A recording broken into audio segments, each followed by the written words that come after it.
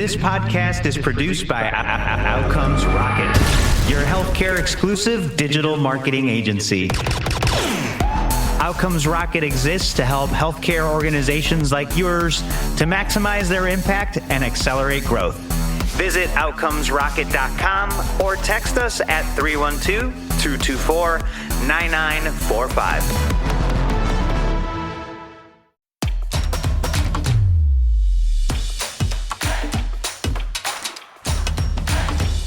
Hey everyone, welcome back to another episode of the Expanding Access podcast, recorded live here at the Behavioral Health Tech Conference in Arizona. I'm excited to be here with the amazing Kacie Kelly. Thank you. She is the Chief Innovation Officer at Meadows Mental Health Policy Institute. Kacie, first of all, thanks for joining us. And what brings you to the conference this year? Well, at the Meadows Institute, we are uniquely situated in the ecosystem because we operate at the intersection of policy and practice.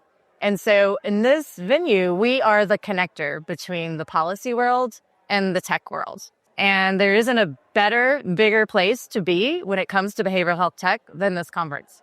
I love it. I agree as well. And look, I love hearing about your role in innovation. Everything that you're doing, paving the way, helping things scale and work in the space that really needs it. Tell us a little bit about the innovative partnership models that you're working on and cultivating. So our philosophy and our perspective is that there are a lot of things that are out there right now that work for many people. And what we really need to do is to innovate to figure out how more people can access those high quality solutions. And technology is a big part of that. And so we have some exciting partnerships with organizations like Gray Matter and Hope Lab, who are investing in technology companies, where we're trying to bridge the gap between the policy world, the investor world, and the innovator world. We also have a strategic partnership with Behavioral Health Tech. And we're also helping companies, individual companies, understand how the regulatory environment and the policy environment are really affecting their business models and their ability to expand into markets that, they may not appreciate how big of a deal it is that certain policies may be limiting them from making money. Yeah, there's a lot of that going on. And so you're providing intelligence, connections, resources. We've heard that there's never been a better time to be in mental health policy at the state and federal levels than now. Tell us why that is and what's been changing. Why is it more promising today than it ever has been? Well, some of the work that we've been doing over the last 2 years is to bridge this gap. And I'm really proud of some of the progress we're starting to see. For example, last year at this conference, the newest government agency, they're kind of the cool kids on the block, ARPA-H. They're being designed as the DARPA for healthcare. They announced at this conference on one of our panels that they would be investing in mental health care.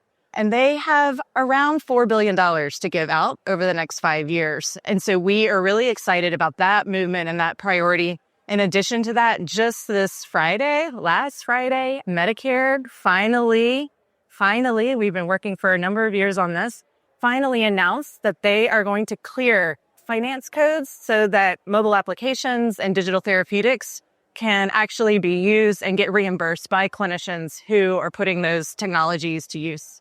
That's amazing. There's so much going on. How do you stay on top of it all? We have an incredible team. Our whole team works at the federal level and at the state level doing policy work. In addition to that, we have teams that are basically providing consultation services in healthcare systems and school systems and justice systems to help those systems with implementing best practices. And that intelligence that we get on the ground really does feed our policy priorities and helps us understand what is actionable, what is actually going to fill gaps, as opposed to sometimes policies get created in a vacuum and they don't actually solve some of the challenges that we know exist out there related to workforce and related to measurement.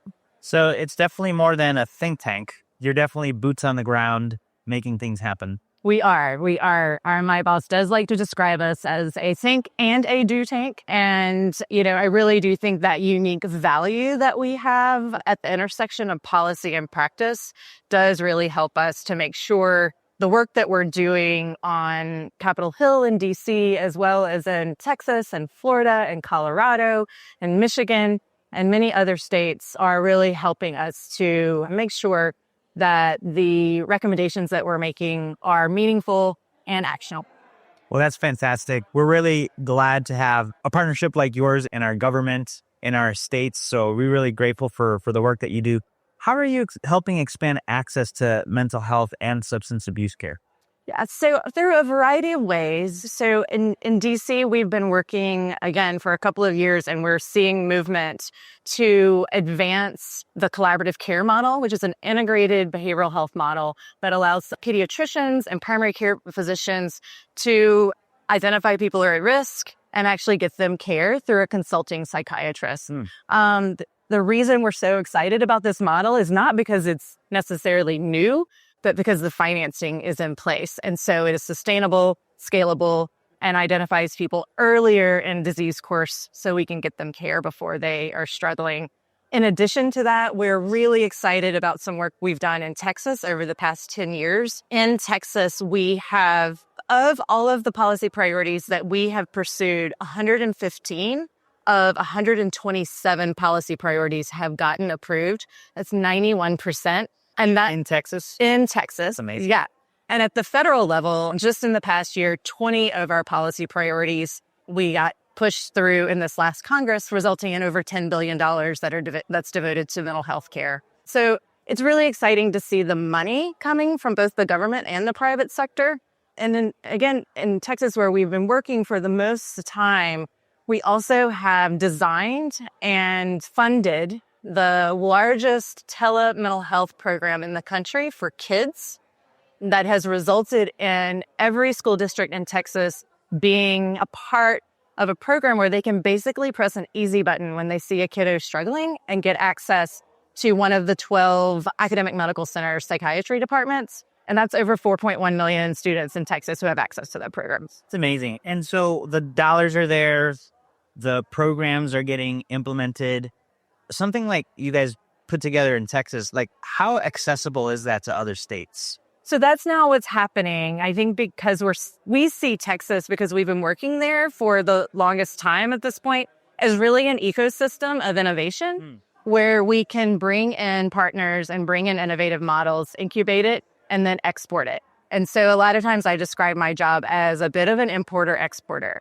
I'm constantly looking for innovative solutions that are data-driven that we can maybe bring to Texas and test or refine on a small scale and make sure they're working for all populations and in all settings so that then we can replicate those innovations in other places around the country. And we're doing that now in Florida and in Colorado, which is really exciting. Great to see the program scaling. What makes you most hopeful about the future of mental health care today than you've ever been? So I started talking about that a few minutes ago. I've been working in mental health policy and operations for 25 years, and there is more money from both the public sector and the private sector. We have more solutions than ever before that can be deployed, and we have more people raising their hands to be part of the solution and also raising their hands when they're struggling. And I have never seen that in my 25 years career. And so I really do think we're on the precipice of transformative change in the coming years. Well, speaking with someone like you that's had so many years of experience in the space, to hear you say that, it brings hope to me.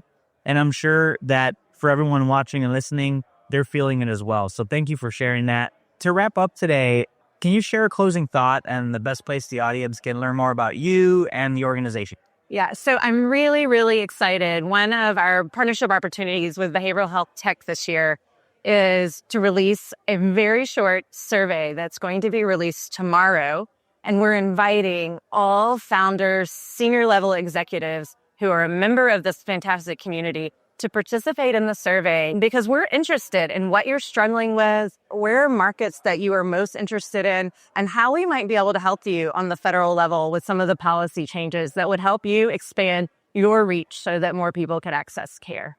Well, I love it. That sounds like a great opportunity for folks out there to engage. Kacie, this has just been an incredible time to learn from you and really just share your insights with our audience. Ladies and gentlemen, thanks for tuning in to another episode of the Expanding Access podcast. Kacie Kelly, Chief Innovation Officer at Meadows Mental Health Policy Institute with us.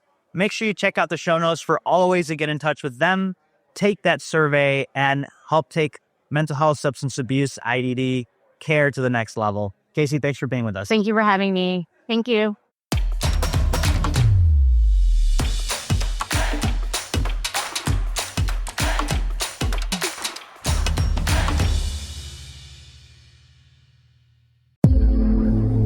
This podcast is produced by Outcomes Rocket, your healthcare exclusive digital marketing agency. Outcomes Rocket exists to help healthcare organizations like yours to maximize their impact and accelerate growth. Visit outcomesrocket.com or text us at 312-224-9945.